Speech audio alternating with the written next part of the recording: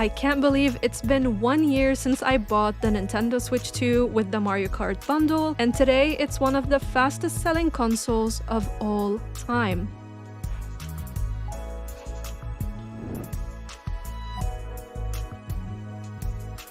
I don't know where the time is going, but yeah, it has been that long. And while I see a lot of negativity and controversy surrounding this hybrid console, all for right reasons, we're gonna get into some of them in a bit, I still think that this handheld itself has been a game changer for my needs. It has done everything that I've wished that it would do, and it has improved on the last generation of the Switch in every way that I have wished for. Now, if this is going to be the first Switch that you ever own, I recommend going with the Switch 2 model. But if you cannot afford it, the Switch OLED is still an incredible hybrid console with an amazing library of games, which in today's conversation can be forgotten as people might focus on just the negative side of things. And it's easy to forget how incredible the Switch has been. I mean, I'm never gonna forget the opening scene of Breath of the Wild. If you tried it, you probably haven't forgotten about it either. I also can't forget my experience with Fire Emblem Three Houses, slowly getting into the Xenoblade franchise, enjoying Animal Crossing New Horizons at the worst time in the world because you know what happened. But that game was a clutch for a lot of us. And even, believe it or not, my experience with Skyrim was vanilla on the Switch. And that's not all. We also have other incredible games like Astral Chain staring at me from my backlog, the abundance of Mario games, Super Smash Bros, Pokemon, and much more. But I will say, if you can't get the Switch 2, make sure to get this Switch OLED. However, if you're able to buy the Nintendo Switch 2, this is clearly the winner. Yes, I know a lot of people will ask, well, Bubbles, it doesn't have an OLED screen. Trust me, sure, the OLED screen is better, but still the LCD screen here is beautiful. Anyways, per Nintendo fashion, I'm pretty sure we're gonna get an OLED version later down the line. I still do not regret buying this, the original one, you know, the original Switch 2. And when the OLED comes out, I'll make sure to buy it again and review it for you. Unfortunately, after filming this video, Nintendo increased the Switch 2's price, which is not nice to see at all. But I gotta say, I'm surprised they waited this long before pulling the trigger because Sony and Microsoft already beat them to it. With that said, I really hope that the Rampocalypse is over soon because, oh my goodness, is everything super expensive? Please stop. Another thing to be aware of, which is not a problem for me because I play right next to a power supply all the time, but the Switch 2 does have a shorter battery life. My voice is cracking after 4 videos, but we've got this, guys. For me to easily explain to you why I'm so happy with the Switch 2 and I think it's a massive upgrade, I have to touch upon all the problems that I was having with the Switch OLED. And it pretty much boils down to its performance. I was having the worst time with games, especially new ones. Yes, I'm looking at you. Pokemon Violent. Yes, I call it Violent. It was the first time after years that I ended up selling a physical game that I bought. I played it on stream and the lagging and stuttering was so bad that I was left bedridden for 3 days with a very bad migraine. And you know what? This is not just a me problem. A lot of people in the bubbly community have motion sickness. So stuff like this, extreme stuttering, extreme lags,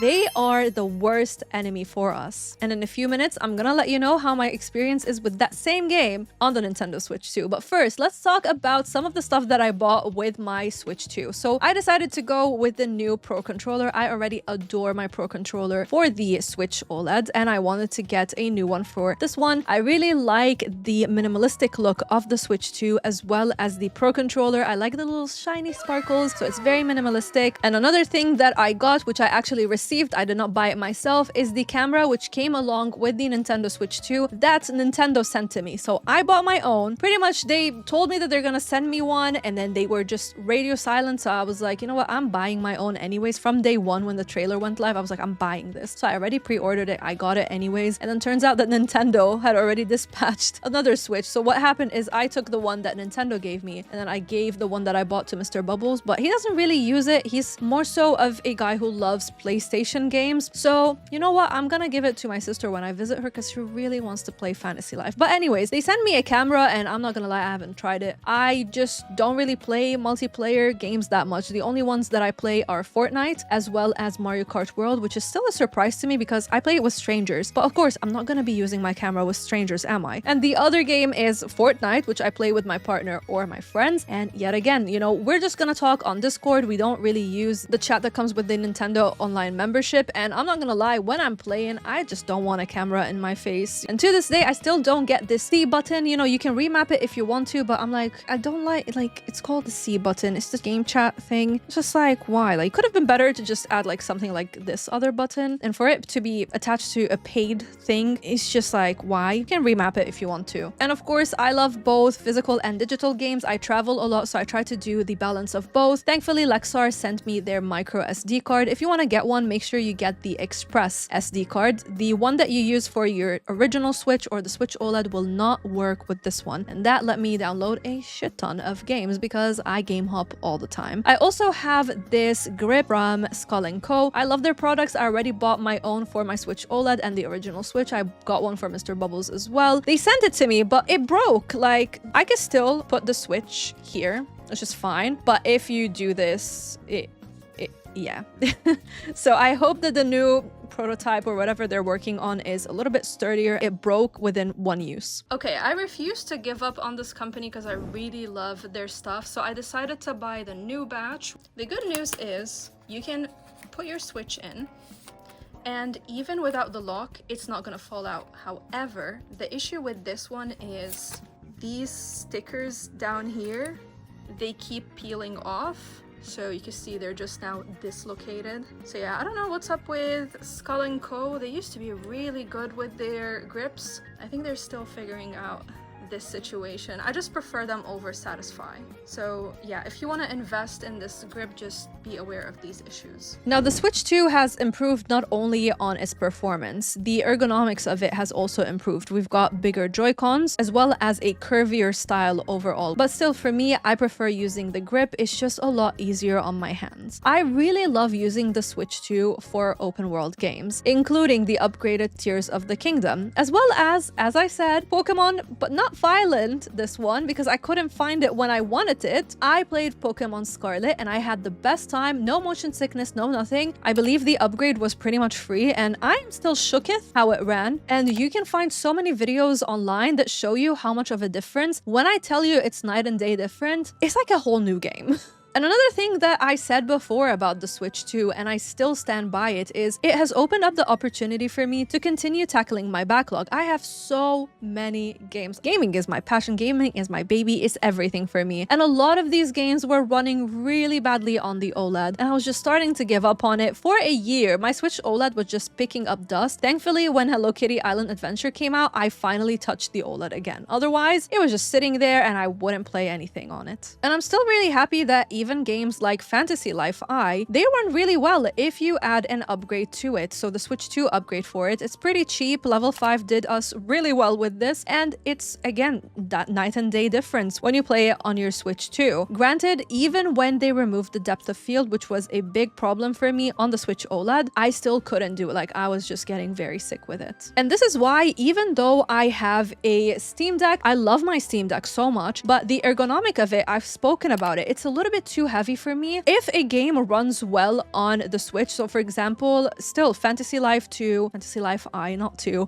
and then Story of Seasons Grand Bazaar, I still prefer using the Switch 2, even with the grip. This is just heavy. This is a lot lighter, so I'm always gonna go with the Switch 2 if I can. And I'm interested in even Assassin's Creed Shadows. I just bought it for the PC, but might go for the Switch 2 version, as well as Star Wars Outlaws. This is a perfect segue to talk about games. I know a lot of people argue that, oh, the Switch 2's launch lineup is not great, but when you compare it to the original Switch, it's honestly not bad. Like, there's a lot of games that came out already, and 2026 is looking very promising. We've already gotten Metroid Prime 4, Mario Kart World, Donkey Kong Bonanza, Kirby Air Riders, Hyrule Warriors, Pokemon ZA. Pokopia sold really, really well, which is great to see, as well as the Switch 2 upgrades for many of the other games that also got extras. And if you're looking into the future of Nintendo Switch 2 in 2026, we've got got a lot of games. Even cozy games are coming to the Nintendo Switch. I mean, heck, Star Sand Island is coming, Witchbrook is coming. I'm pretty sure My Time at Evershine will probably make its way as well, and others. But also, if you want more RPG style games, we've got Final Fantasy VII Remake Intergrade, we've got Dragon Quest VII Reimagined, Fire Emblem Fortune's Weave. I cannot wait for that one. We also saw the reveal of the next gen Pokemon, which looks incredible. We know that Monolith Soft is also working on the next Xenoblade game, so I'm feeling very optimistic about the Switch 2. Now, in a time where we have so many handhelds on the market, the Switch 2 is being compared a lot to the Steam Deck OLED. And sure, that's fair, but I feel like people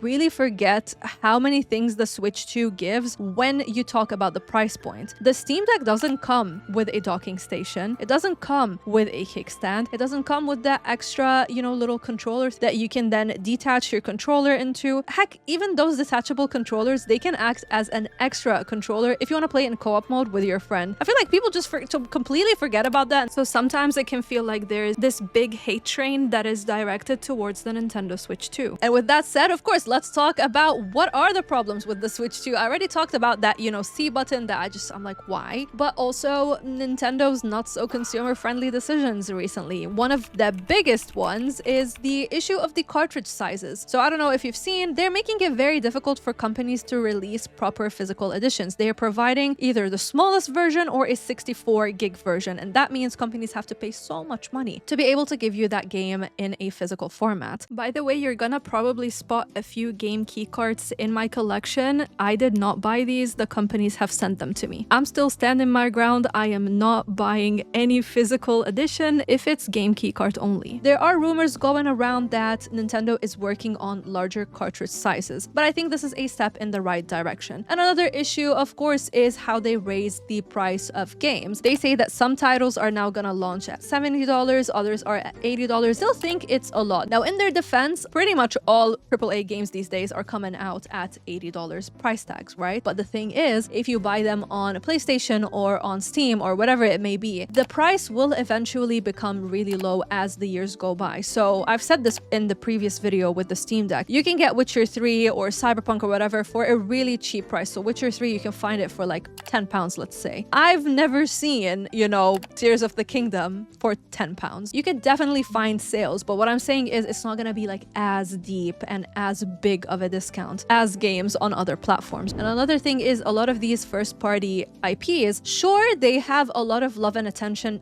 dedicated to them, but not everything has a lot of content that will justify the $80 tag. Now, I'm not talking about, Tears of the Kingdom, Breath of the Wild, Fire Emblem, Xenoblade, these ones, but I'm talking more like, I don't know, some of the Mario games, stuff like that. I don't think they deserve, even Mario Kart World, it doesn't deserve $80. But yeah, that's pretty much like my nitpicks with it. I want to go back to the positives and I want to talk about the dock, because in my brutally honest review of the Steam Deck 2 years later, I was complaining about the dock. If you want to learn more about it, I'll leave the link to the video in the pinned comment. But I really appreciate that I could just take the Switch, put it in the dock, and it will run fine on my massive ass TV or on my monitor. Whereas with the Steam Deck, I'm always having problems. I have to adjust the settings, it crashes on me, all of these issues. I'm just like, please, I just want to play. I'm just a girl. And we recently saw an update where the Nintendo Switch 2 now has something called Handheld Mode Boost. This is pretty much a system setting that allows the original Nintendo Switch games to be played in handheld mode while running at a higher performance, resolution, and graphical settings, which were previously reserved for the TV or docked mode. Keep in mind, this will increase the battery consumption, but this is yet again an excellent way for people like myself who have a massive backlog for the Switch 1 and now they want to play these games on the Switch 2 while still benefiting from the Switch 2 as an upgrade. And I'm still amazed at how well the eShop runs, because if you're running it on your Switch, the original one or the OLED, oh my god, is that a experience of its own. It's gonna take 500 hours to buy a game that you want, whereas here you just scroll, you buy, you wishlist, you do whatever you want to do, and you get out and everything is fine. Now, if this video has convinced you to get a Switch 2, I wanted to give you like a little tiny mini guide, tell you some of the things that you can buy for it that I really recommend, as well as some game recommendations that I think you would have a good time with. So let's start with the stuff that I bought. As I said, I got the Pro Controller. If you want to get the camera, you can. I just don't like it and I don't use it. Definitely grab a micro SD card and make sure it is the Express one. I also recommend a hard shell. I have this one here, which is so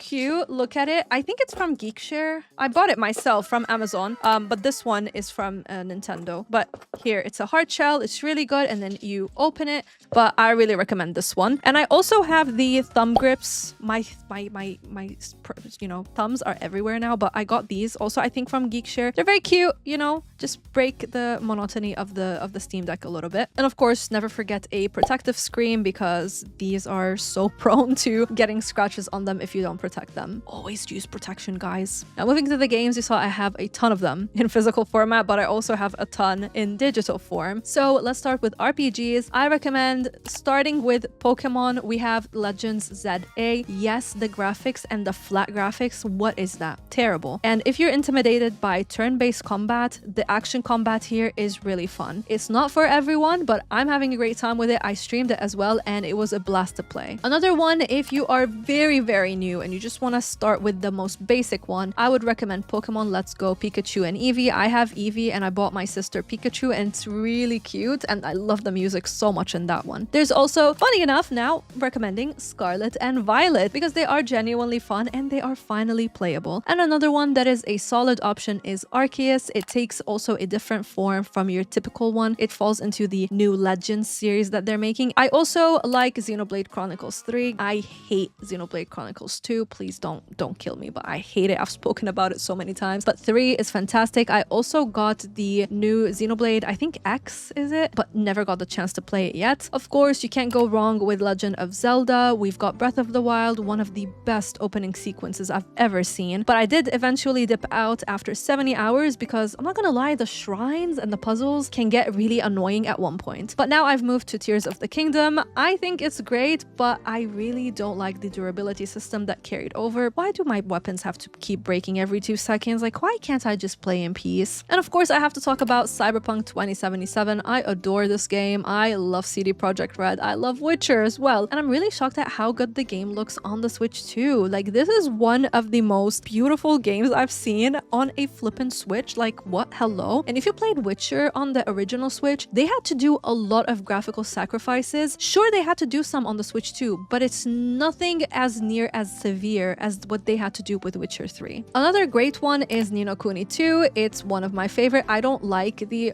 first one that came out. I like this one more. It's got real-time combat as well as skirmishes and kingdom building. There's also Unicorn Overlord. I own it, but I still haven't gotten the chance to play it, but I've heard nothing but praises about this one. And surely I have to talk about Fire Emblem Three Houses. It's one of my absolute favorites. It's a perfect mix of combat, storytelling, and slice of life with a lot of replayability value, because you have literally 3 protagonists that you can play as, and you're gonna be following along with a different story and different students every time. And Anno Mutationum, this is an underrated action-adventure RPG set in a cyberpunk city. I streamed it. The devs did sponsor me to stream it, but you know me, even I'm sponsored, not sponsored, whatever, I make sure I have a clause that lets me have constructive criticism, and I really enjoy that game, and I wish more people would play it. I also wanted to mention like some quick, you know, rapid fire options that are mostly third party, but then also one party. One party? What is one party? First party. Beholder. This is a dark adventure where you live in a totalitarian state where privacy is pretty much non-existent, and you're here spying on people and trying to see what they're doing. It's pretty dark, but the gameplay is pretty cool. I also recommend Death and Taxes, where you play as a Grim Reaper and you decide who gets to live, who gets to die. There's also Road 96. This one is also like a political game. It's narrative-driven adventure where your choices really matter. And when I say really, it's really, they really matter. You know, everything happens so quickly and everything is crazy. It keeps you on your toes. Amazing. There's also Hades if you're into roguelikes. I really admire how beautiful the game is, but man, does it make me want to pull my hair. And of course, Hades 2 has made it to the Switch too as well. Another one that gets a lot of praise is No Man's Sky, and it's all for good reason. The devs not only redeemed themselves, but the constant updates just look amazing, and you can get the upgrade on the Switch too, which looks fantastic. So if you like a semi-open world-ish sandbox survival sci-fi kind of game, this is perfect for you. And I'll never forget my cozy and farming games lovelies. I do have a video where I talk about the best farming games in my opinion for the Switch, so make sure to watch that. But just quickly, if you need some quick choices right now, and I've pretty much have a before you buy for all of the games that I'm gonna mention. We have Hello Kitty Island Adventure. That was my ride or die in the beginning of the year. We have Story of Seasons Grand Bazaar. Flippin' adore it. We've got Rune Factory Guardians of Azuma. Fantastic. fantastic new Rune Factory spin-off. We've got Wildflowers. I've spoken about this so many times. Graveyard Keeper, I never reviewed, but I really love it. I did review Littlewood and Cozy Grove. They are fantastic. I also really like Spiritfarer. I don't think I reviewed that one. And I want to quickly warn you about my time at Sandrock. I adore that game. And I've been told by the devs and others that it runs a lot better on the Switch, but I tried it even after the updates. I still don't like it because it makes me motion sick. So if you want to try it, you know, do some research first. There's also Disney Dreamlight Valley. Adore the game. I bought that game for my PC. I got it for the PlayStation 5 as well. And the devs initially gifted me the Switch code, but oh my god, is the Switch just not okay. However, they recently released the Switch 2 upgrade and I am shook it. The game runs really well now. All right, let's take a second. Yes, I am in a different outfit because I have a giveaway for you. So, you know, I love the Atelier games and Koei Tecmo Europe wanted to actually give a little bit of love to the community. First, I have the Atelier Ryza 3 soundtrack. Atelier Ryza's music in general is fantastic. So thank you so much, Koei Tecmo, for sending this over. They also sent me these cute little Ryza acrylics. Is it acrylics called? They're very cute. I like them. We have this little acrylic puny as well. While Joe and I are working on editing this video, Koei Tecmo Europe reached out to me and they said, you know what? We have even more stuff to give. We're gonna have multiple winners. The first big prize winner is going to get a vinyl box set, one puny acrylic set, one Ryza acrylic set, and EU Switch codes for the Ryza trilogy. We're also giving away 2 Atelier Ryza trilogy codes for the original Nintendo Switch and 2 codes for the Nintendo Switch 2. These are for the European region. On top of that, we also have some love for the Australian and New Zealand regions. So we're giving away 2 Nintendo Switch 2 codes and 2 original Nintendo Switch codes for Atelier Ryza trilogy. If you wanna join the giveaway and you wanna win a Switch key for the Atelier Ryza trilogy that has come out, all you gotta do is whatever comments you're leaving down, just put, what emoji should we choose? Just put the bubbles emoji.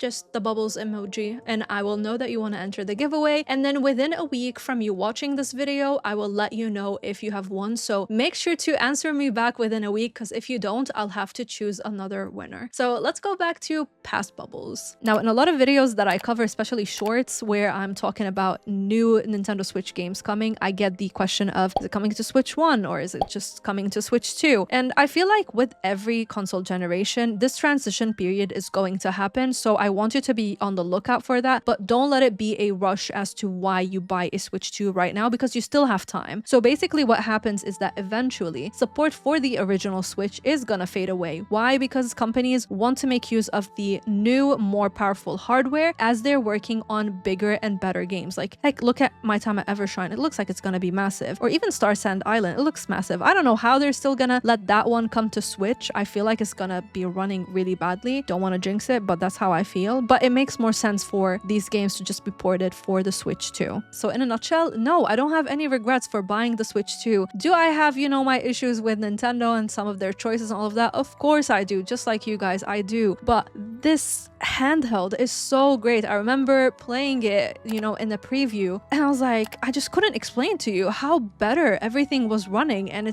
I was in awe playing it, and I still am. I think it's an incredible handheld. I really recommend that you get it if you can do the upgrade, and if you can't, still the Switch OLED has a fantastic library that's waiting for you to just, you know, buy the games and start playing them. But my favorite part for these videos is you tell me, have you bought a Switch 2? Have you enjoyed it? What is your experience? I know a lot of you have bought it and have told me that you have had a great time with it, so let me know, what's your experience like? And if you want reviews for games that are coming to the Switch, make sure to squish the like and subscribe buttons, because I will be covering a lot of them for you, as I always do. Thank you to my YouTube and Patreon bubblies who make videos like this possible, and a shout out goes to The Game Dimension, Jake Logan, Yugoslav, and Stella for going the extra mile. Until next time, stay bubbly.